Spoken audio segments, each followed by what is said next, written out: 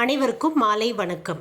என்னோட பேர் சேவா. அது ரெட்ஃபோர்ட்டுடைய 1647வது இடைவிடாத அமர்வுக்கு உங்கள் எல்லாரையும் வரவேற்கிறதுல மகிழ்ச்சி அடைகிறோம். புது வருஷம் பிறந்ததுனால இன்னைக்கு பட்டிமன்றம் நடத்தினாலும் முடிவு செஞ்சோம். பட்டிமன்றத்தோட தலைப்பு, இன்றைய பிள்ளைகளுக்கு கொடுக்கும் சுதந்திரம் அவசியமானதா ஆபத்தானதா. பட்டிமன்றத்தோட நடுவர் திரு வினிதீத்தான் அவர்கள். ஐயாவை பற்றி ஒரு அறிமுகம். திரு வினிதீத்தான் ஐயா அவர்கள் சிவகங்கை மாவட்டம் காரைக்குடியில் வசித்து வருகிறார்கள். இவர்கள் LIC என்ற நிறுவனத்தில் பிரிவு மேலாளராக பணியாற்றியவர். இவர்கள் பணி ஓய்வு பெற்ற பின் சுமார் 10 ஆண்டு காலமாக 40,000 பள்ளி குழந்தைகளுக்கு தன்முன்னேற்ற பற்றியும் வாழ்வியல் திறன் பற்றியும் பயிற்சி எடுத்து வருகிறார்கள்.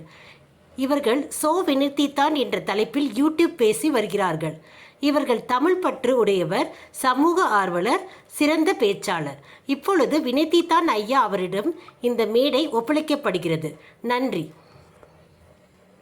ரொம்ப மகிழ்ச்சி. நன்றி. எங்கள் வாழ்வும் எங்கள் வளமும் மங்காத தமிழென்று சங்கே முழங்கு. அன்பர் பணி செய்ய என்னை ஆளாக்கி விட்டுவிட்டால் இந்த நிலை தானே வந்தேதும் பெறாவர். நம்ம ரெட்ஃபோர்ட் தளத்தை நிறுவி மிகச் சிறப்பாக கொண்டு செல்கிற அனைத்து நண்பர்களுக்கும், இந்த தளத்தை கடந்த 2 ஆண்டுகளாக மிக அருமையாக ஒருங்கிணைத்து இந்த இதில் பங்கேற்பவர்களுக்கெல்லாம் ஒரு தொலைபேசி மூலம் தொடர்பு கொண்டு அவர்களுடைய ஒரு ஃபார்ம் மூலமாக அவர்களுடைய அந்த தலைப்புகளை பேச வேண்டிய நாளை எல்லாத்தையும் ரொம்ப அழகா ஒருங்கிணைத்து இதை கொண்டு செலுத்துகிற இனிய நண்பர் திருமிகு சேவா அவர்களுக்கும், இங்கு இன்று 20 நண்பர்களுக்கு மேலே இணைந்துள்ளீர்கள். உங்கள் ஒவ்வொருவருக்கும் இந்த பட்டிமண்டபத்திலே பாங்கு அறிந்து வந்திருக்கிற பங்களிப்பவர்கள் எண்மருக்கும், இதுல பார்வையாளர்களாக கலந்து கொண்டு நீங்க முழுவதும் இருக்கணும்னு கேட்டுக்கிற உங்களுடைய கருத்துக்களையும் இந்த பட்டிமண்டபத்தினுடைய நிறைவுல பகிர்ந்து கொள்ளணும்னு கேட்டுக்கிற உங்களுக்கும் என்னுடைய அன்பான வணக்கத்தையும் வாழ்த்தையும் தெரிவித்துக் கொள்கிறேன். இது எண்ணியர் திண்ணியராக பெரியன் எண்ணியாங்கு எய்துன்னு சொன்னாங்க. இந்த மாதிரி ஒரு பட்டிமண்டபம், விவாத மேடை இதை அமைக்கணும்னு திருமிகு சேவா அவர்களுக்கு ஒரு பெரு விருப்பம். அதற்கு மிகுந்த முயற்சிகள் எடுத்திருக்காங்க. ஒரு நாளை குறித்து தலைப்பு என்னுடைய எல்லாம் கேட்டாங்க. அந்த ஒரு அருமையான தலைப்பு எப்படி இருந்தாலும் தலைப்பின் நோக்கம் ஒரு தனிமனித மேம்பாடு, சமூக மேம்பாடு, இளைஞர் மேம்பாடு. அதான் அதனுடைய நோக்கம். நம்ம உடன்பாட்டு பொருளிலும் எதிர்மறை பொருளிலும் பேசி அந்த நம்ம ஒரு அடைய வேண்டிய இது ஒரு செயல்பாடு, ஒரு மேம்பாட்டால் செயல்பாடு அப்படின்னு தான் வச்சுக்கோங்க இன்றைக்கு. அதனால அவர்களுக்கு இதனுடைய பிரெயின் சைல்டே திருமிகு சேவா அவர்களுடைய இதுதான். அதனால அவர்களுக்கு என்னுடைய நன்றியை தெரிவித்துக் கொள்கிறேன். எனக்கு ஒரு நல்ல வாய்ப்பு.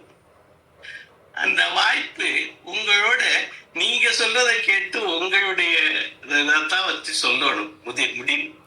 அந்த ஒரு நல்ல ஒரு வாய்ப்பு, உங்களுடைய கருத்துக்களை எல்லாம் கேட்கிற வாய்ப்பு. இந்த இதுல கலந்துக்கிறவங்க அவங்களுடைய பார்ட்டிசிபென்ட்ஸ் ரொம்ப முக்கியம். அவங்களுடைய இந்த நீங்க போடுற இந்த எம்ஓஎஸ்டி அந்த சாட்ல எழுதுவது அதையெல்லாம் கூட எல்லாருக்கும் ஊக்கமளிக்க. அதனால உங்களை எல்லாம் மீண்டும் மீண்டும் வழங்கி இந்த தலைப்புகளை போறேன். இந்த தலைப்பு பிள்ளைகளுக்கு கொடுக்கும் சுதந்திரம் அவசியமானதா ஆபத்தானதா அப்படின்னு இந்த தலைப்பு. இதுல சுதந்திரம் எனது பிறப்புரிமையினர். சுதந்திரம் கொடுப்பது யார், பெறுவது யார்? அது கொடுத்து பெறுவதா? பல கேள்விகள் உங்களுக்கு இந்த தலைப்பை பார்க்கிற போது எழலாம். இயல்பான சுதந்திரம், சுதந்திரம் ஒரு பிறந்த ஒவ்வொன்றுக்கும் ஒரு சுவாசிக்க சுதந்திரம், ஒவ்வொன்றுக்கும் ஒரு சுதந்திரம் இருக்கிறது. அந்த கொடுக்கும் சுதந்திரம் அப்படிங்கிற போது அது இந்த சமுதாயம் கொடுக்கிற சுதந்திரம். பேரண்ட்ஸ்ல ஆரம்பிச்சு, பெற்றோரில் ஆரம்பித்து ஆசிரியர் வழியாக இந்த சமுதாயம் வரைக்கும் நீள்கிறது அந்த அந்த சுதந்திரம். அதுல அவசியமானதா ஆபத்தானதா, அந்த அந்த சுதந்திரத்தை எப்படி பயன்படுத்துறாங்கிறதான். அவசியமும் ஆபத்தும் எதுல இருக்கு? கத்தினா அது ரெண்டுக்கும் பயன்படுது. பழம் நறுக்கி இனியதா உண்டா அது அவசியத்துக்கு பயன்படுது. யாரையாவது ஒரு கொலை செய்ய அது ஒரு கருவியானா அங்கே அது ஆபத்தாகவும் முடியுது. இப்ப அந்த நான் பெரும்பகுதி இனிய நண்பர்கள் கூறுவதை வச்சேதான் ஒரு முடிவுக்கு வரலான்னு இருக்கேன். இதுல எனக்கு இந்த இளமை, இளைஞர் அத பத்தி இஸ்லாத்துல ஒன்று சொல்கிறார்கள். அதாவது மறுமை நாள்ல 5 கேள்விகளுக்கு ஒருவன் பதில் சொல்ல வேண்டும் அப்படின்னு படிச்சேன். அது என்னென்ன கேள்விகள்னா, இளைஞர்கள், இதுல ஒவ்வொரு கொடுக்கும் சுதந்திரம், ஒவ்வொரு வார்த்தைக்கு இளைஞர்கள். அதாவது வாழ்க்கை 5 கேள்விகளுக்கு ஒருவன் பதில் சொல்லணுமா மறுமை நாள்ல. வாழ்க்கையை எப்படி கழித்தாய், இளமையை எப்படி கழித்தாய், எப்படி பொருள் சேர்த்தாய், எப்படி பொருளை செலவழித்தாய், தெரிந்து கொண்டதை எத்தனை பேருக்கு கூறினாய் அப்படின்னு 5 கேள்விகள். முதல் கேள்வி வாழ்க்கையை எப்படி கழித்தாய், இளமையை எப்படி கழித்தாய். 2வது கேள்வி இருக்குங்கிறாங்க. இளமை வாழ்க்கைக்குள்ளதானே வருது. அப்ப ஏன் இந்த 2வது கேள்வி? இந்த இளமைங்கிறது வீறு கொண்ட பருவம்ங்கிறாங்க, எழுச்சியான பருவம்ங்கிறாங்க, செயலாற்றல் மிக்க பருவம்ங்கிறாங்க. அந்த பருவத்தை வீணடிக்கிறது மாதிரி வேற எதுவும் இல்லைங்கிறாங்க. அந்த பருவம்ங்கிறது, அதுல அந்த பருவத்தை எப்படி, இப்ப இதுல 2 சொல்றாரு. பணத்தை எப்படி சம்பாதித்தாய், பணத்தை எப்படி செலவழித்தாய்ன்னு கேட்கிறார். இளமையை எப்படி செலவழித்தாய், அது ஒரு முக்கியம். அது ஆக்கபூர்வம் வந்ததா, கற்றுக்கொண்டாயா, உன்னை மேம்படுத்திக் கொண்டாயா, சமுதாயத்தை மேம்படுத்திக் கொண்டாயா, அதற்கு ஊர்கள் என்னென்னலாம் வந்துச்சு, என்னென்னலாம் சமுதாயத்துல அதை கெடுக்கிறது மாதிரி உன்னால வந்தது. உன்னை முதல்ல தன்னை காத்துக்கணும், தற்காத்து. 2வது தற்கொண்டார் பேணி, முதலிலே உன்னை காத்துக் கொள்ளுதல். இளைஞர்கள் அவர்களை காப்பாற்றிக் கொள்ளுதல், அவர்களை மேம்படுத்திக் கொள்ளுதல். தற்காத்து தற்கொண்டார் பேணி, அவர்களை சார்ந்தவர்களை, ரத்தத்தை பாலாக்கி கொடுத்த அன்னையும், தோளிலே மார்பிலும் சுமந்த தந்தைக்கும், இன்னொரு தாயான சகோதரிக்கும், சகோதரனுக்கும் என்னென்னலாம் அந்த இளைஞர்கள் என்னென்னலாம் பண்றாங்க. அடுத்தது இந்த சமுதாயத்துக்கு என்ன பண்ணாங்க.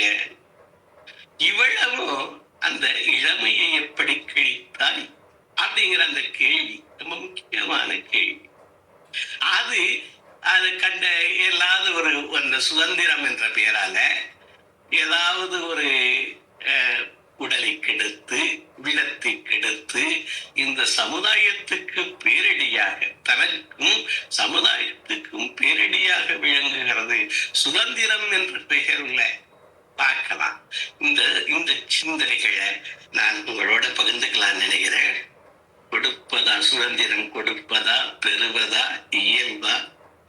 இந்த சுதந்திரத்துக்கு ஒண்ணு சொல்லுவாங்க, அதாவது கொடைய ஒருத்த வச்சுக்கலாம், அந்த கொடைய எவ்வளவு தூரம் நீட்டலாம், அடுத்தவனுடைய முகத்தை போய் அது இடிக்காத வரைக்கும் சொன்னாங்க. ஒரு சுதந்திரத்துக்கு பலது சொல்றாங்க.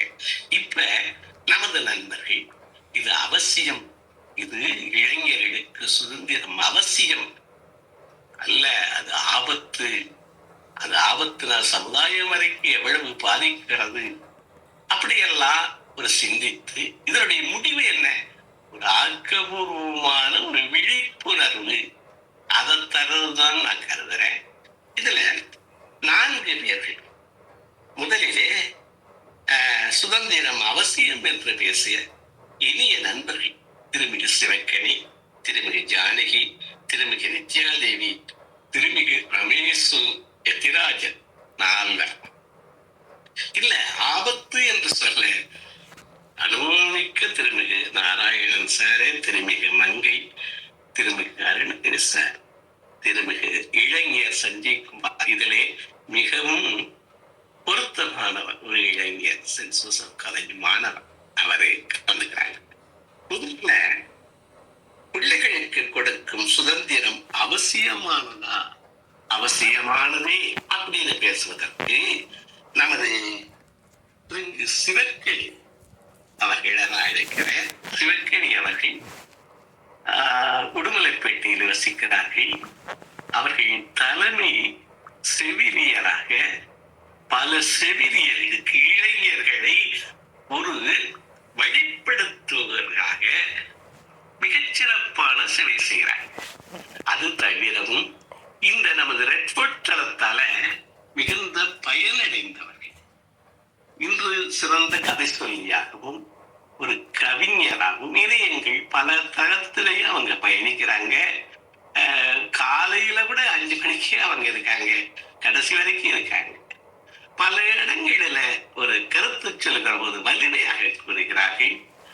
அவர்களை போற்றி பாராட்டி திருமிகு சிவக்கணி அவர்களை அழைக்கிறேன். அவர்கள் பிள்ளைகளுக்கு கொடுக்கும் சுதந்திரம் அவசியமானது என்று உரையாற்றுகிறார்கள். நன்றி நன்றி. அனைத்து ரிப்போர்ட் உறவுகளுக்கும் அருமையான மாலை வணக்கம். அன்பிற்கும் உண்டோ அடைக்குந்தால் ஆர்வலர் புன்கண்ணீர் பூசல் தரும். அன்புதான் எல்லாத்துக்குமே ஒரு அடைக்கலமா இருக்கு அப்படின்னு சொல்லலாம். இப்போ நம்ம தலைப்பு பாத்தீங்கன்னா குழந்தைகளுக்கு சுதந்திரம் அவசியமானதா அப்படின்னு சொல்லிட்டு அவசியம் அப்படின்னு நான் சொல்றேன். இப்ப நீங்க ஒரு கிளிய பாத்தீங்கன்னா அது வானத்துல பறக்கும் போது எவ்வளவு ஒரு சுதந்திரமா இருக்கும். அதே கிளிய நீங்க ஒரு கூண்டுல அடைச்சிட்டு அதுக்கு நீங்க என்னதான் உணவு கொடுத்து நீங்க பத்திரமா பாதுகாப்பா வச்சாலும் அதனுடைய உணர்வுகளை நீங்க பாருங்களேன். அந்த மாதிரி தான் ஒரு குழந்தைய நீங்க எப்படி நீங்க சுதந்திரம் கொடுத்து வளர்த்துறீங்களோ அந்த இடத்துலதான் அந்த குழந்தைக்கும் உங்களுக்குமான ஒரு உணர்வு புரிதல் அப்படிங்கிறது வரும். இப்ப நீங்க ஒரு வேலையை செய்யாதீங்க அப்படின்னு சொன்னீங்கன்னா அந்த குழந்தை அதைத்தான் செய்யும். அதே இந்த நல்லா செய்ய இப்படி செய்ய அப்படின்னு நம்ம எடுத்து சொல்லும் போது அத அது நயமா புரிஞ்சுக்கும். அதுதான் இப்ப குழந்தை அப்படிங்கிறது நம்ம என்ன சொல்றோமோ அதுதான். இப்ப நம்ம என்ன பேசுறோமோ அந்த கெட்ட வார்த்தைகளை கூட அது கேட்டுதான் அது பேசுது. அதுதான் கேட்ட வார்த்தையை தான் குழந்தை பேசும் அப்படின்னு சொல்லி நம்ம சொல்லுவோம். அதுக்கப்புறம் குழந்தை ஒரு கண்ணாடி மாதிரி. அந்த கண்ணாடிக்கு முன்னாடி போய் நீங்க பாத்தீங்கன்னா அதை உங்களுக்கே பிரதிபலிச்சு காட்டும். நீங்க நல்லது நல்லதை மட்டும்தான் காட்டும். அதுக்கப்புறம் நம்ம குழந்தை வளர்ப்பு அப்படிங்கறது அது ஒரு கலை. அந்த கலையை நம்ம எப்படி கையாளுறோம் அப்படிங்கறதுலதான் அந்த சுதந்திரம் அப்படிங்கிறது இருக்கு. அந்த சுதந்திரம் ஒரு நெறியோட நம்ம கொடுத்தோம் அப்படின்னா அந்த குழந்தை ஒரு நல்ல ஒரு ஆளுமையோட இருக்கும் அப்படின்னு சொல்லலாம். இன்றைய குழந்தைகளுக்கு நீங்க எதை படிக்கிறீர்கள் அப்படின்னு சொல்லி நீங்க அவங்க கிட்ட கேட்டீங்கன்னா அவங்களே சொல்லுவாங்க, எனக்கு இது பிடிச்சிருக்கு, இதை நான் படிக்கிறேன் அப்படிங்கும் போது ஒரு விஷயத்த பிடிச்சு செய்யும் போது அவங்களுக்குள்ள இருக்கிற திறமையும் வரும். அந்த ஆர்வத்தினாலேயும் அவங்க நல்ல முன்னேற்ற பாதைய அடைவாங்க. இதற்கு கொஞ்ச நாட்களுக்கு முன்னாடி பாத்தீங்கன்னா நீ அதை படி இதை படின்னு பல பேர் அட்வைஸ் பண்ணி அவங்க எதை சூஸ் பண்ணணும்னே தெரியாம அந்த மாதிரி இருப்பாங்க. கடைசியில என்ன பண்ணுவாங்கன்னா கிடைச்சதை படிச்சுட்டு அதற்கான வாழ்க்கைய வாழ்ற மாதிரி இருக்கும். அந்த மாதிரி இல்லாம நம்ம தேர்ந்தெடுக்கிறதுக்கான சுதந்திரத்தை அவங்களுக்கு கொடுக்கணும். இது நம்ம ஒரு எடுத்துக்காட்டோட பார்த்தோம்னா புதுக்கோட்டையில ஜெயலட்சுமி அப்படிங்கிற ஒரு மாணவிக்கு நாசா செல்லக்கூடிய ஒரு வாய்ப்பு கிடைச்சிருக்கு. அப்ப அந்த மாணவியோட நோக்கம் என்னவா இருக்கு அப்படின்னா அவளுடைய உணர்வுகளை கொஞ்சம் சற்று உள்நோக்கி பார்த்தோம் அப்படின்னா அவளுக்கு நாசுவதற்கான வாய்ப்புகள் கிடைத்தது. ஆனால் அவளை போன்ற எத்தனையோ குழந்தைகளின் வீடுகளில் இன்னும் கழிவுறை கூட இல்லை என்று அந்த பெண் சொல்றா. அப்ப அந்த ஊர்ல இருக்கிற எல்லாருக்குமே அதற்கான ஏற்பாடுகளை செய்யக்கூடிய முறை நடைமுறைப்படுத்தப்பட்டது. இதற்கு காரணம் அன்றைய இளைஞர்களுக்கு நம்ம கொடுக்கிற சுதந்திரனால அந்த பேச்சு அப்படிங்கறது அந்த பொண்ணுகிட்ட இருந்து வெளிப்பட்டு இருக்கு. இப்ப என்னவே எடுத்துக்கிட்டீங்கன்னா பேச்சு சுதந்திரம் அப்படின்னு இருக்கிறதுனாலதான் நம்மளால வந்து பேச முடியுது. இன்றைய அளவுல பெண்கள் மட்டும் இல்லாம எல்லா இளைஞர்களுக்குமே இப்ப பெரியார நம்ம எடுத்துக்கிறோம் அப்படின்னா, ஒரு பெண் அப்படின்னா நம்ம வந்து கை கட்டி வாயடங்கி வேலை செய்யணும் அப்படிங்கிறது கிடையாது. எந்த இடத்துலயுமே யாரா இருந்தாலுமே அவங்களுக்கு ஒரு ஆளுமை வளரணும் அப்படின்னா அதற்கான சுதந்திரம் கொடுத்தா மட்டும்தான். இப்ப செருப்பு தைக்கிறவங்க செருப்பு மட்டுமே தைக்கணும் அப்படிங்கிற மாதிரி இல்லையாது. இன்றைய நிலையில் வந்து எவ்வளவோ மாற்றங்கள் ஏற்பட்டிருக்கு. அதற்கு வந்து நிறைய உதாரணங்களை பார்க்கலாம். ஆட்டோ டிரைவரோட தொழிலாளி வந்து ஐஏஎஸ் ஆயிருக்கிறாங்க. அந்த மாதிரி செக்ரட்டரியேட்ல வேலை செய்யறாங்க. இதெல்லாம் நம்ம வந்து இன்றைய அளவு நாளிதழ்ல நல்ல விஷயங்களையும் நம்ம பார்த்துட்டு தான் வரோம். அப்புறம் நம்ம தோழர் அப்படின்னு பார்த்தாலே நம்ம எதுனாலும் நம்ம ஷேர் பண்ணிக்கணும் அப்படின்னு தோணும். ஒரு நண்பன் கிட்ட எதை வேணாலும் நீங்க பகிர்ந்துக்கலாம். ஆனா பெற்றோர்கள் வந்து நண்பர்களாக இருக்கும்போது மட்டும்தான் அவங்க நம்ம கிட்ட வந்து அவங்களுடைய உணர்வுகளை வந்து பரிமாறிக்குவாங்க. சோ அதற்கான இடத்தை வந்து நம்ம கொடுக்கணும் அப்படிங்கறத நான் இந்த இடத்துல சொல்லிக்கிறேன். அவங்க குழந்தைகள் வந்து இந்த உலகத்துக்காக நம்ம கொடுத்துட்டோம் அப்படிங்கறத வந்து நீ என்னோட குழந்தை அப்படின்னு நம்ம உரிமை கொண்டாடுறதுல எந்த ஒரு அர்த்தமும் கிடையாது. அவங்களுக்கான ஒரு தனி உலகம் அப்படிங்கறது இருக்கு. அந்த தனி உலகத்துல அவங்களுக்கு பிடித்த விஷயங்கள் என்ன அப்படிங்கறத நமக்கு அதற்கான வழிவகைகளை வந்து நம்ம ஏற்படுத்தணும். அதுக்கப்புறம் ஒரு குழந்தை அப்படிங்கிறது அந்த இருக்கக்கூடிய சூழ்நிலை. இப்ப ஒரு பணக்கார மாளிகை வீட்டுல இருந்தாலோ ஏழை வீட்டுக்கு இருக்கிறதோ அது பெருமை கிடையாது. அந்த குழந்தை மன நிறைவோடு அந்த வாழ்க்கையை அந்த பெற்றோர்களிடம் வாழ்கிறதா என்பதில் தான் அந்த குழந்தையின் சுதந்திரம் இருக்கிறது. இப்ப நம்ம இருக்கிறதே நம்ம ஒரு சுதந்திர நாட்டுலதான் இருக்கோம். அந்த சுதந்திரத்துல வந்து நம்ம சுதந்திரம் கிடைச்சதுக்கு அப்புறம் தான் நம்ம இவ்வளவு தூரம் வந்து முன்னேறிட்டு இருக்கிறோம். அதுக்கு காரணம் என்ன அப்படின்னா ஒரு சுதந்திரம் தான். சுதந்திரம் அப்படிங்கிறது ஒரு தேசத்தோட ஒரு உயிர் துடிப்புன்னே சொல்லலாம். ஒரு உயிர் வந்து துடிச்சுட்டே இருக்குந்தாதான் நம்ம உயிர் இருக்கு அப்படின்னு நம்ம சொல்லுவோம். சோ துடிப்போட இயங்கணும் அப்படின்னா அதுக்கு ஒரு சுதந்திரம் அப்படிங்கிறது தேவைதான். நல்ல குழந்தைதான் மண்ணில் பிறக்கையிலே அவள் நல்லவராவதும் தீயவராவதும் அன்னை வளர்ப்பினிலே அப்படின்னு சொல்லுவாங்க. அது அன்னை மட்டுமில்ல தந்தை, இங்க இரண்டு பேருடைய ஒரு இணையான ஒரு பயணத்துலதான் வந்து அந்த குழந்தைகள் அப்படிங்கிறவங்க வளர்றாங்க. சோ அவங்களுக்கான ஒரு தனித்திறமையை நம்ம கண்டுபிடிச்சு அவங்களுக்கான ஒரு பிரகாசமான வாய்ப்பை வந்து கொடுக்கணும். அதுக்கு நம்ம ஒரு வழியை ஏற்படுத்தணும் அப்படிங்கிறதுதான் என்னுடைய வாதம். அவங்களுக்கு இன்றைய இளைஞர்கிட்ட நம்ம என்ன சொல்லணும் அப்படின்னு பாத்தீங்கன்னா, நம்ம கொடுக்கணும் சுதந்திரத்தை. அவங்க நெறியோட பயன்படுத்துறாங்களா அப்படிங்கறத பார்க்கணும். அதை அவங்க ஆனந்தமா அனுபவிக்கிறதுக்கான வழியை வந்து நம்ம கொடுக்கணும். இதுதான் வந்துட்டு நம்ம ஒவ்வொருவருமே பண்ணக்கூடிய விஷயம். இதுல நம்ம இந்த டெக்னாலஜி பாத்தீங்கன்னா குழந்தைகள் நம்மளை விட மிகவும் புத்திசாலிகளாக இருக்கிறார்கள். அவர்களிடமும் நாம் நிறைய கற்றுக்கொண்டுதான் இருக்கிறோம். சோ அதனால வந்து நான் என்ன சொல்றேன்னா, சுதந்திரம் கொடுங்கள் கொடுங்கள் கொடுங்கள்னே சொல்றேன் நானு. வாய்ப்புக்கு நன்றி. மிகச் சிறப்பு திருமிகு சிவகணி. அருமையான ஒரு விவாதத்திற்கு தொடக்கமாக அமைந்தது. ரொம்ப சிறப்பா இருந்தது. சுதந்திர நாட்டுல இருந்துகிட்டு அவசியமான கேட்கிறீங்களே அப்படின்னு கேட்ட கேள்வி ரொம்ப சிறப்பு. அதாவது பிள்ளைகள் வளர்க்கிற முறை, சுதந்திரத்துக்கு ரெண்டு கேட்டீங்க.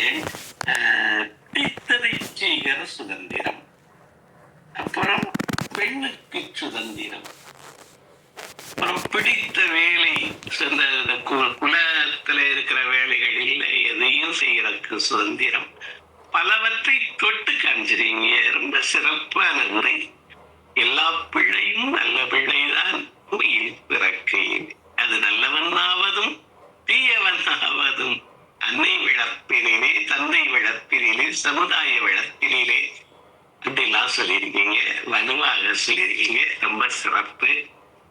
நிதானமாக அழகாக சுதர்த்து சொன்னதுக்கு என்னுடைய பாராட்டும் வாழ்த்தும். ரொம்ப அருமை. அடுத்து இதை வலுவா மறுக்கணும்.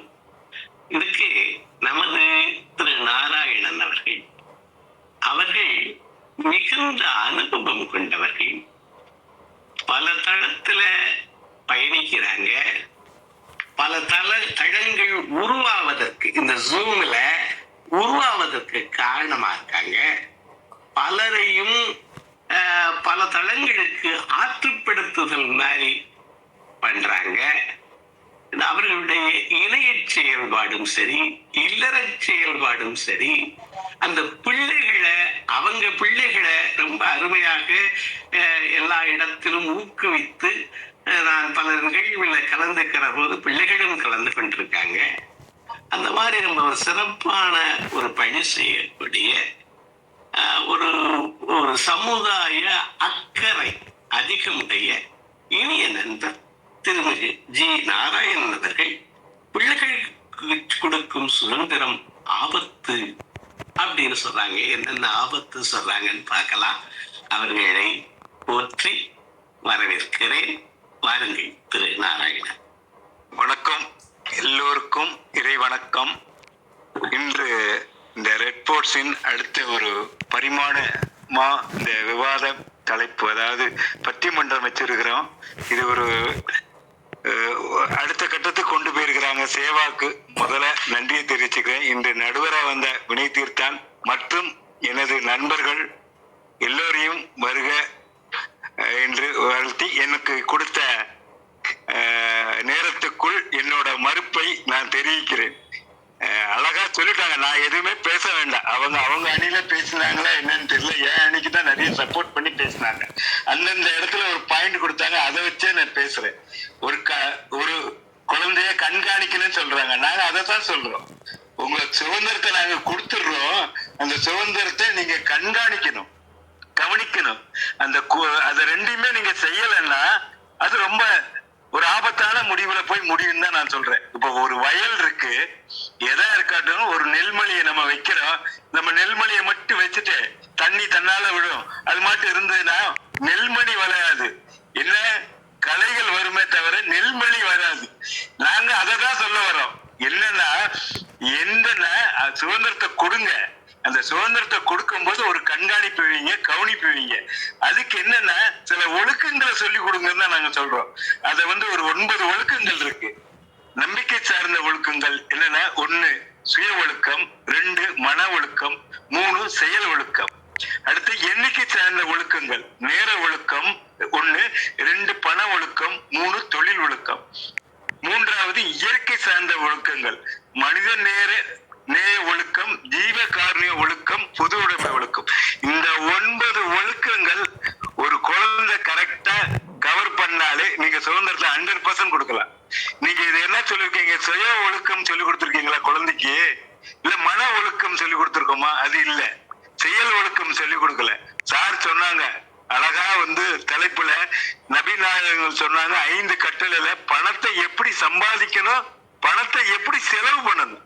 அத தெரியலையே. பணத்தை சம்பாதிக்கிறாங்க, பணத்தை செலவு பண்றதுக்கு வேற வழியில போகும்போது என்ன, அங்க தனி மனித ஒழுக்கம் இல்ல, சுய கட்டுப்பாடு இல்ல, சமுதாயமும் சீரழியாது. இதான் நாங்க சொல்ல வந்தோம். அது நடுவர் அவர்களே சொன்னது. கத்திய நாங்க என்ன சொல்றோம்னா, சமையலரை அதை யூஸ் பண்ணுங்க அப்படின்னு நாங்க சொல்றோம். ஆனால் அந்த கத்திய வேற இதுக்கு யூஸ் பண்ணக்கூடாதுன்னு நாங்க சொல்ல வரோம். அதனால சுதந்திரம் கொடுக்க வேண்டியதான். சுதந்திரம் இருப்பது தன்னிச்சையாக முடிவெடுக்கிறது. தன்னிச்சையா முடிவெடுக்கிறது எல்லாமே நல்ல வகையில முடிவுன்னு கிடையாது. எப்பவுமே வண்டி நல்லா இருக்கு, வண்டி நல்லா ஓட்டுவேன், நான் எதுவுமே பண்ண மாட்டேன் அப்படின்னா எதுக்கு பிரேக்குன்னு ஒண்ணு வச்சிருக்கிறோம்? இதே நம்ம அன்கண்ட்ரோல் ஒரு டயத்துல போகும்போது ஒரு பிரேக் பிடிச்சா அத விபத்தை தவிர்க்கலாம். அந்த ஒரு இதுக்குதான் அதை வச்சிருக்கோமே தவிர பிரேக்க முதல்ல மெயினா வைக்க கூடாது. அது மாதிரி நம்ம வாழ்க்கையில சுதந்திரம் இருக்கணும். ஐயா சொன்ன மாதிரி நம்ம சுதந்திரம் அடுத்தவங்களையும் பாதிக்க கூடாது, தன்னையும் பாதிக்க கூடாது. அதாவது எப்படின்னா, சுதந்திரம் என்னையும் பாதிக்க கூடாது, என்னால மித்தவங்களும் பாதிக்க கூடாது. அப்படி ஒரு அமைப்பான சுதந்திரம் இருந்தால், அந்த அமைப்பை உருவாக்கிட்டால் நல்ல ஒரு சமுதாயம், நல்ல ஒரு சமுதாயத்தை உருவாக்க முடியும். அதுதான் என்னோட குறிக்கோள். இதுக்கு நான் உதாரணம் வேற யாரையும் சொல்லல, நான் என்னையே உதாரணமா சொல்றேன். நான் திருநெல்வேலியில இருந்து இங்க சென்னைக்கு வரும்போது எங்க கூட பிறந்தவங்க எல்லாம் 8-9 பேரு. ஆனா எங்க அம்மா நான் சென்னைக்கு போகும்போது அழுதாங்க. என்னன்னா, சென்னை மோசமான ஊரு, அங்க போய் எல்லா கெட்ட பழக்கமும் இருக்கும், அதை நீ பார்த்து இருக்கணும் அப்படின்னாங்க. ஏமா நீ உன் மேல நம்பிக்கை வச்சிருக்கிற, நீ என் மேல நம்பிக்கை வச்சிருக்க, நான் அதை செய்ய மாட்டேன்னு சொல்லிட்டு எங்க அம்மா ஒரு 10 வருஷம் கழிச்சு என் வீட்டுக்கு வந்த போது, நான் அப்பார்ட்மெண்ட்ல இருந்தேன். பேச்சுலரா இருந்தேன். அன்னைக்கு வந்து அந்த அபார்ட்மெண்ட்ல உள்ள செக்ரட்டரி வந்து எங்க அம்மாவை கூப்பிட்டு சொன்னாங்க, இந்த மாதிரி ஒரு பையனை நீங்க பெற்றெடுத்ததுக்கு ரொம்ப புண்ணியவதின்னு சொன்னாங்க. இதுதான் நான் செஞ்ச எங்க அம்மா எனக்கு கொடுத்த சுதந்திரம், நான் எங்க அம்மாவுக்கு திருப்பி கொடுத்த சுதந்திரம். இது என்னோட வாழ்க்கையில நடந்தே சொல்றேன். இந்த மாதிரி எல்லா குழந்தைகள் இருந்ததுன்னா இன்னைக்கு பல விஷயங்கள் வந்து நடக்காம ஒரு நல்ல ஒரு சமுதாயத்தை அமைக்கலாம். இதுக்கு நம்ம அப்பா அம்மாவோட என்னன்னா அவங்களுக்கு சுதந்திரம் கொடுக்கணும். அவங்க சொன்ன மாதிரி கூண்டுக்குள்ளேயே நம்ம போடக்கூடாது, கொஞ்சம் கிளியே வெளியில பறக்க விடணும். ஆனா நம்ம கண்காணிக்கணும் அது அவங்க எப்படி போறாங்க. அந்த கண்காணிப்பும் கவனிப்பும் இருந்தால் அங்க குற்ற செயல் நடக்காது. எதுக்கு மூன்றாவது கண்ணுன்னு மாநகராட்சியில ஃபுல்லா, இங்க சென்னை மாநகராட்சி ஃபுல்லா மாநகரம் ஃபுல்லா மூன்றாவது கண் வச்சிருக்காங்க, கேமரா. அந்த மூன்றாவது கண் வந்த பிறகு தவறுகள் குறைந்தது. 2 கண்ணால பார்க்க முடியாத நிறைய தடயங்கள் போலீஸ் டிபார்ட்மெண்ட்டுக்கு மூன்றாவது கண் மூலமா தான் கிடைக்குது. அதனால நம்ம கண்காணிப்பும் கவனிப்பும் இருந்தால் நம்ம குழந்தைகள் அடுத்த லெவலுக்கு போலாம். இன்னைக்கு சொன்னாங்க சுதந்திரம் கொடுக்கும் போது இந்தியாக்காரங்க அவங்க பிரிட்டிஷ் கொடுக்கும் போது இவங்க என்ன பண்ண போறாங்க, ஒரு குண்டூசி கூட தயார் பண்ண முடியாது நம்மளை கிண்டல் பண்ண. இன்னைக்கு இந்த பிரிட்டிஷ்காரங்க நம்மகிட்ட அட்வைஸ் பண்ற நம்ம ஆள் தான் அங்க போய் பிரசிடென்டா உட்கார்ந்து இருக்கிறாங்க. அதனால சுதந்திரம் வந்து நீங்க வாங்கறத விட நம்ம கொடுக்கறத விட 2 பேருமே பரஸ்பரமா இருந்தால், குடுக்கல் வாங்கல் கரெக்டா இருந்தால், அதான் நம்ம என்ன பேரண்ட்ஸ் நான் சொல்றேன், குழந்தையில அந்த காலத்து மாதிரி நம்ம பண்ண முடியாது. இன்னைக்கு எங்க அப்பா அம்மா எங்களை கண்டிச்ச மாதிரி நான் எங்க குழந்தைய கண்டிக்க முடியாது. அவங்களுக்கு உரிமையை கொடுக்குறேன். அந்த உரிமை ஒரு பார்டரை விட்டு தாண்டும் போதே நம்ம கண்டிக்கிறோம். இப்ப உதாரணமா எல்லார் வீட்லயும் ஒரு பிரச்சனை ஓடிக்கிட்டு இருக்கிறது இந்த செல் தொல்லைபேசியா தான் இருக்கு. அதை கொடுத்தா பசங்க படிக்கிறதுக்கு யூஸ் பண்ணா பரவாயில்ல. இந்த ஜூம் வந்ததுல இருந்து அவங்க அடிக்ட் ஆகி எத்தனை ஃபேமிலியில என்ன மாதிரி எல்லாம் நடந்த விஷயங்கள் நீங்க கேள்விப்பட்டிருக்கீங்க. அதனால நான் இந்த உரையை முடித்துக் கொள்கிறேன். ரொம்ப நன்றி, வாய்ப்பு கொடுத்ததுக்கு நன்றி, வணக்கம். சார், திரு நாராயணன் சார் ரொம்ப அருமையான ஒரு அனுபவ உரை.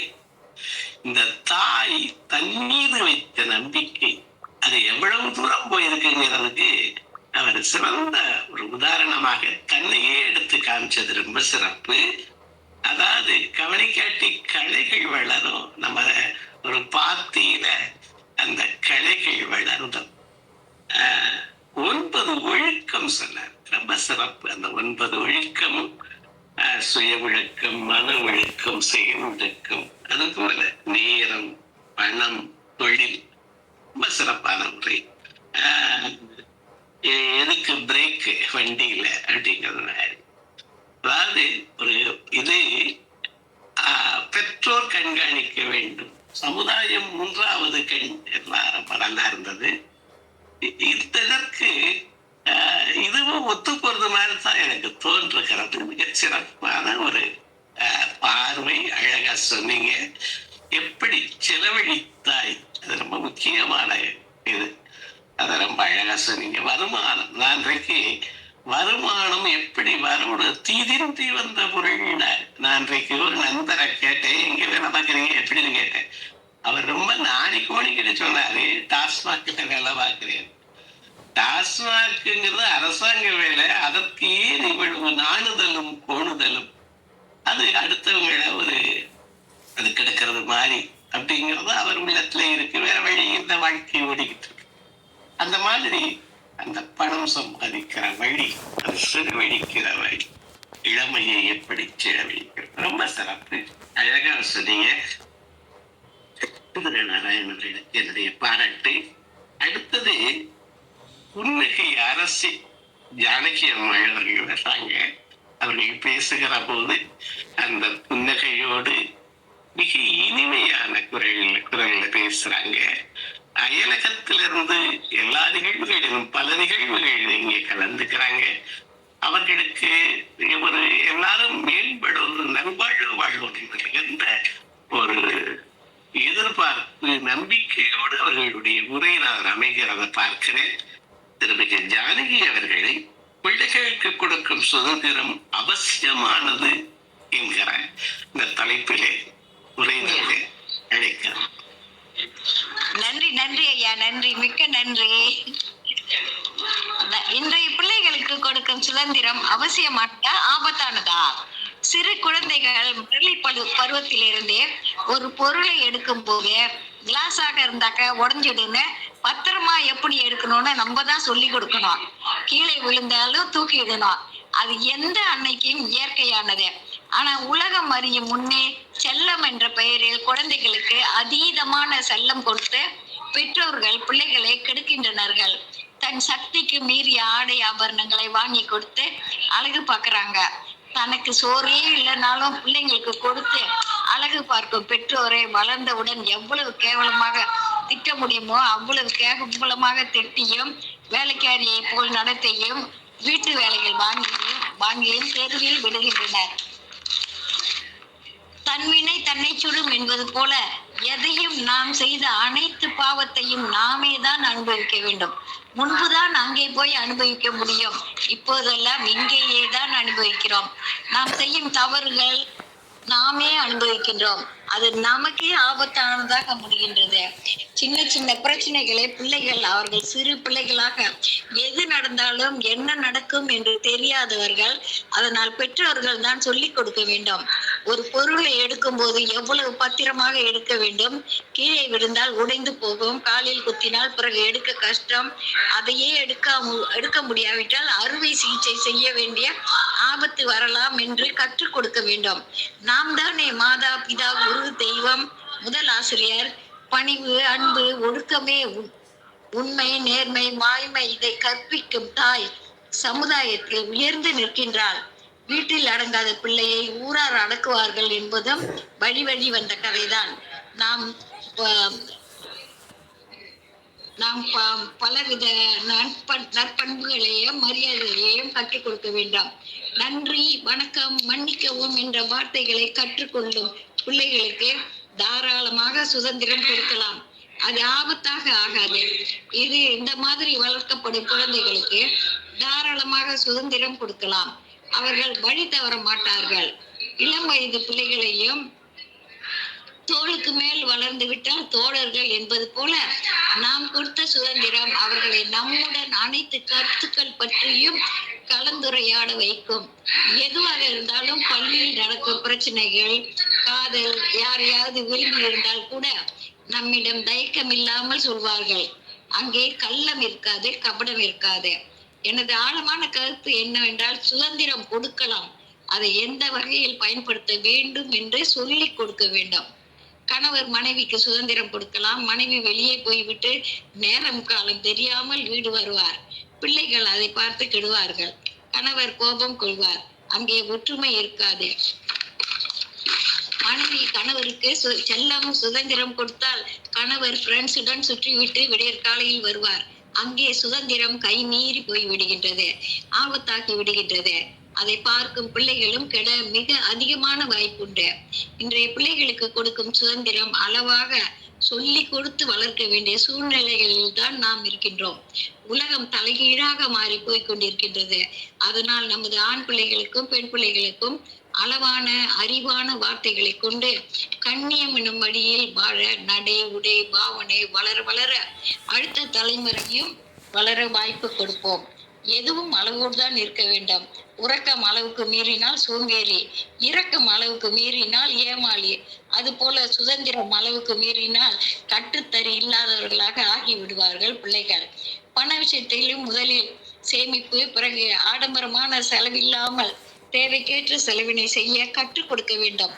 சிறிய பிள்ளைகளில் கொடுக்கும் தொகையில் ஒரு சிறு பகுதியை சேமிக்க கற்றுக் கொடுக்க வேண்டும். இதை அக்கம் பக்கம் பிள்ளைகளுக்கு இறை அச்சம் பிள்ளைகளுக்கு வேண்டும். கடவுளின் மீது பக்தி இருக்க வேண்டும். பெற்றோர்களிடம் மரியாதையும் அன்பும் இருக்கவும் வேண்டும். இதற்கு பிள்ளைகளுக்கு அளவோடு சுதந்திரம் கொடுத்து வளர்த்தால் அவர்கள் சொந்தமாக அருமையான முடிவெடுப்பார்கள். வாய்ப்பு கொடுத்தமைக்கு மிக்க நன்றி.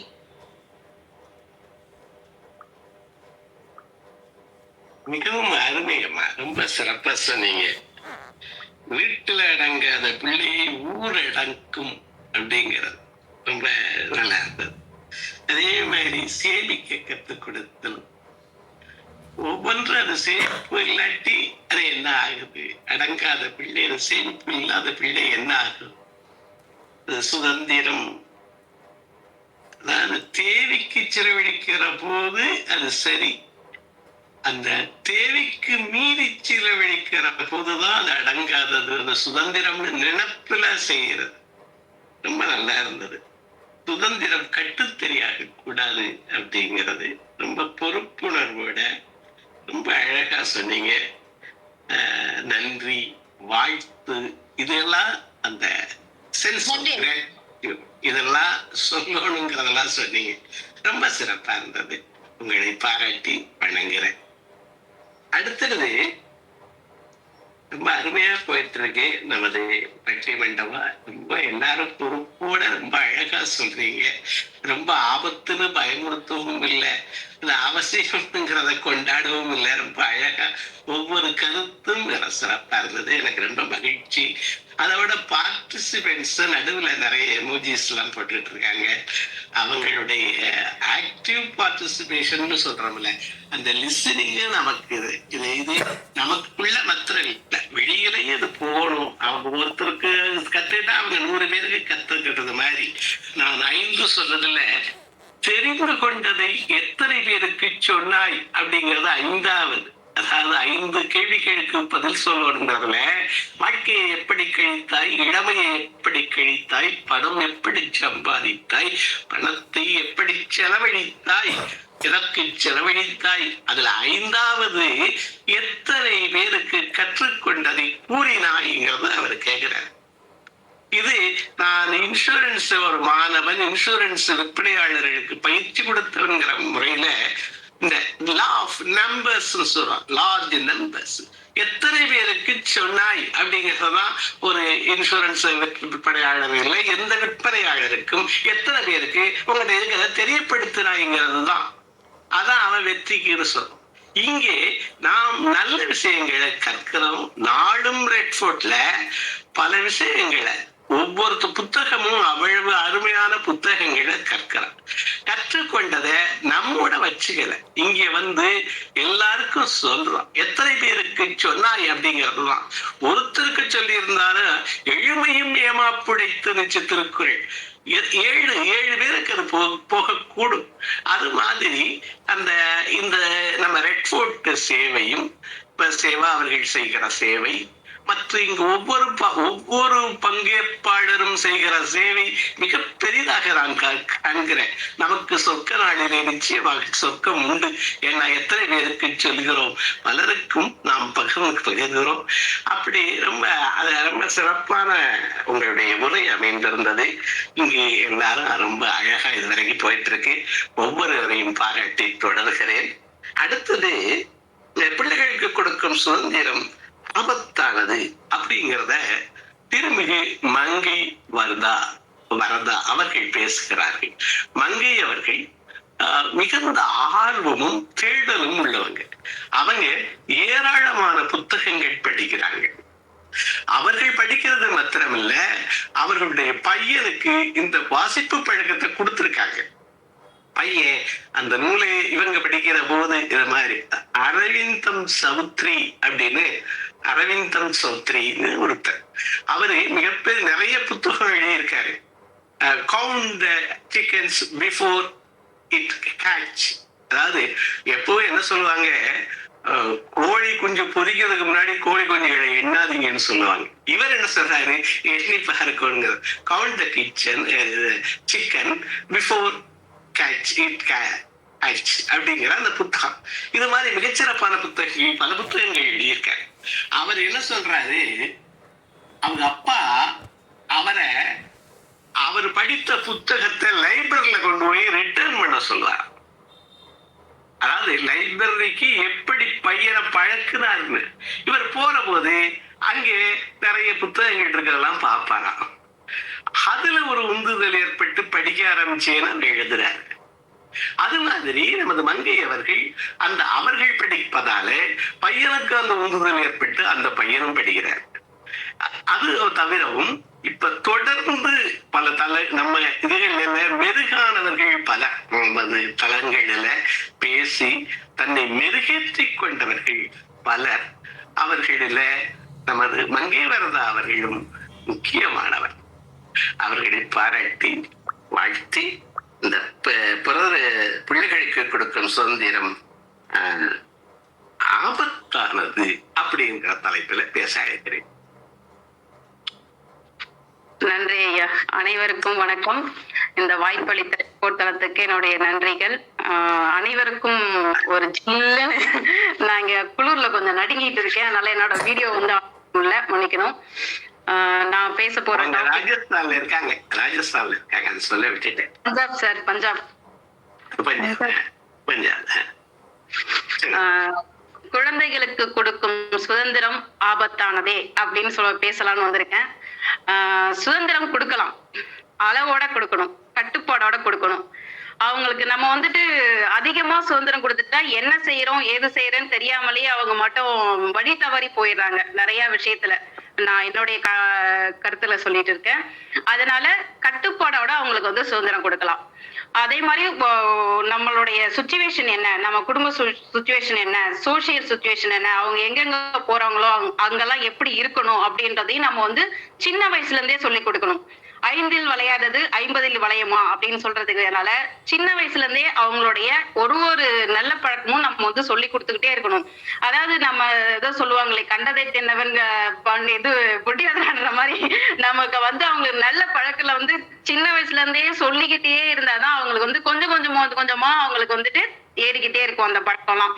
அதனால அவங்களுக்கு நல்ல பழக்கங்களை சொல்லிட்டே இருக்கணும். அதே மாதிரி நேரம் திட்டமிடுதல், நேரத்தை வந்து கரெக்டா காலையில இருந்து அவங்க என்ன செய்யணும், ஒரு நேரமும் கரெக்டா கன்சியூம் பண்றதை நம்ம கரெக்டா சொல்லி கொடுக்கணும். அப்படி இல்லைன்னா இப்ப பாத்தீங்கன்னா போன் எடுத்துட்டாங்கன்னா அவங்களுக்கு நேரம் போறதே தெரியாது. டிவி பார்க்க ஆரம்பிச்சுட்டாங்கன்னா டிவி பார்த்துக்கிட்டே இருப்பாங்க. என்ன பண்ணணும் அப்படின்னு ஒரு பிளானிங்கே இல்லாம போயிட்டு இருக்காங்க பசங்க. அது மாதிரி இல்லாம இந்த டைமுக்கு இதை செய்யணும் அப்படின்னு நம்ம சின்ன வயசுல இருந்தே கரெக்டா அவங்களை கொண்டு போனா அந்த டைமுக்கு அதை செஞ்சுட்டு அடுத்தடுத்து அவங்க வந்து முன்னேறிட்டே இருப்பாங்க. நேரம் கன்சம்ஷன் வந்து ரொம்ப ரொம்ப முக்கியம், அதையும் சொல்லி கொடுக்கணும். அதே மாதிரி என்ன சொல்றது, நம்ம சுற்றுச்சூழல் அதாவது வெளியில தான், அதாவது வீட்டுல இருக்கிறத விட அவங்க வந்து வெளியில தான் அதிகமா இருக்கிறாங்க. அங்க வந்து எப்படி இருக்கணும், எப்படி நடந்துக்கணும், யாரார்கிட்ட எப்படி பேசணும், அதெல்லாம் வந்து நம்ம சொல்லி கொடுக்கணும். சின்ன வயசுல இருந்தே சொல்லணும். இப்ப நம்ம வீட்டுல வந்து கண்ணாப்பண்ணான்னு பேசிட்டு இருப்போம், அதே மாதிரி அவங்க வெளியில போய் பேசுவாங்க. அத மாதிரி பேசக்கூடாது. பசங்களுக்கும் வந்துட்டு நம்ம அவங்களே வந்து வாங்க போங்க அப்படின்னு ரெஸ்பெக்ட் கொடுத்து பேசணும். அப்பதான் அவங்க வெளியிலயும் போய் அந்த ரெஸ்பெக்ட் கொடுத்து பேசுவாங்க. அதையும் வந்து சொல்லி கொடுக்கணும். அதே மாதிரி நம்ம குடும்ப சூழ்நிலை என்ன, நம்ம அதாவது அவங்க ஒரு பொருள் கேட்கறாங்கன்னா அதை கேட்ட உடனே வாங்கி கொடுக்கவே கூடாது. நான் நிறைய இடத்துல இந்த ஷாப் கடையெல்லாம் போனா பாப்பா, அந்த புள்ளை அது எப்படின்னா பேஸ்கெட்டை குழந்தைகிட்ட கொடுத்துட்டு போய் நீ எடுத்துக்க அப்படின்னு சொல்லி கொடுத்துறாங்க. அந்த குழந்தை அப்படியே அந்த பேஸ்கெட் ஃபுல்லா வாரிட்டு வருது. அதை மாதிரி விடவே கூடாது. அவங்களுக்கு என்ன வேணும் ஏது வேணும் நமக்கு தான் தெரியும். அவங்க வந்து கண்டதை வாரிட்டு வருவாங்க, ஆனா அது யூஸே இல்லாம வீட்டுல இருக்கும். அது ஒரு குப்பை தொட்டி மாதிரி சேர்ந்துட்டே இருக்கும். அது மாதிரி இல்லாம அவங்களுடைய தேவை என்ன அதை மட்டும் வாங்கி கொடுத்தா போதும். அதே மாதிரி கேட்ட உடனே வாங்கி கொடுக்கவும் கூடாது. பாக்கலாம், அது எதுக்கு என்ன ஏதுன்னு பார்த்துட்டு நான் இன்னொரு நாளைக்கு வாங்கி தரேன் அப்படின்னு சொல்லிடணும். அது அவசியமா இல்லையா என்னன்னு அவங்களுக்கு சொன்னாதான் தெரியும். அவங்களுக்கு பாக்குறதெல்லாம் வாங்கணும்னு தோணும். அது மாதிரி அதை அலோவ் பண்ணவே கூடாது. எது தேவையோ அது வந்துட்டு அப்புறமெல்லாம் வாங்கி கொடுக்கணும். நம்ம ஒரு கடைக்கு போறோம், இது வேணும் அப்படின்னு கேட்டா நோ, கிடையாது, வேண்டாம் அப்படின்னு சொல்லிட்டு வந்துட வேண்டியதான். அதே மாதிரி சொன்னாதான் ஃபியூச்சர்லயே அவங்களுக்கு அந்த பழக்கம் வரும். இல்லைன்னா நம்ம கேட்ட உடனே வாங்கி கொடுக்குறாங்கன்றதுக்காக இவங்க பிளான் போட்டுக்கிட்டே இருப்பாங்க, பட்ஜெட் ஏறிக்கிட்டே இருக்கும். அதுவும் அந்த மாதிரி பழக்கத்துக்கும் விடக்கூடாது. நம்ம சுச்சுவேஷன் என்ன, எப்படி இருக்கிறோம், அதுக்கேற்ற மாதிரிதான் ஒரு பொருளும் வாங்கணும் அப்படின்றத அவங்களுக்கு சொல்லி கொடுக்கணும். அதே மாதிரி ஆரோக்கியமாவும் இருக்கணும். ஹெல்த் இஸ் வெல்த் அப்படின்ற மாதிரி அவங்க ஆரோக்கியமா இருக்கிறதுக்கு வீட்டுல நம்மள எவ்வளவுக்கு எவ்வளவு அவங்களுக்கு ஆரோக்கியமான ஃபுட்டு கொடுக்கணுமோ அதை வீட்டுல இருந்தே செஞ்சு கொடுக்கணும். வெளியில வந்து அந்த ஜங்க் ஃபுட் எல்லாம் வாங்கி கொடுக்கவே கூடாது. அதனால பசங்களோட ஹெல்த் எல்லாம் வந்து கெட்டு போகுது. என்ன சொல்றது, புசுன்னு இருக்கிறாங்க, ஆனா ஸ்ட்ரென்த்தே இருக்கிறது இல்ல. அப்படியே ஊதுற பறந்துடுவாங்க போல. அந்த மாதிரி ஜங்க் ஃபுட்டா சாப்பிட்டு அவங்களுக்கு அந்த மூளை வந்து வேலையே செய்ய மாட்டேங்குது. அதனால ஹெல்த்தியான ஃபுட்டும் அவங்களுக்கு கொடுக்கணும். அந்த ஹேபிட்டும் கொண்டு வரணும். அதுக்கேற்ற மாதிரி எதுவுமே அளவோட இருக்கணும். அளவுக்கு மீறினால் அமுதமும் நஞ்சு அப்படின்றாங்க. அதனால எது செஞ்சாலும் இதை இப்படி செய்யணும் அப்படின்னு அளவோட இருக்கிறதுக்கும் அவங்களுக்கு வந்து சொல்லி கொடுக்கணும்.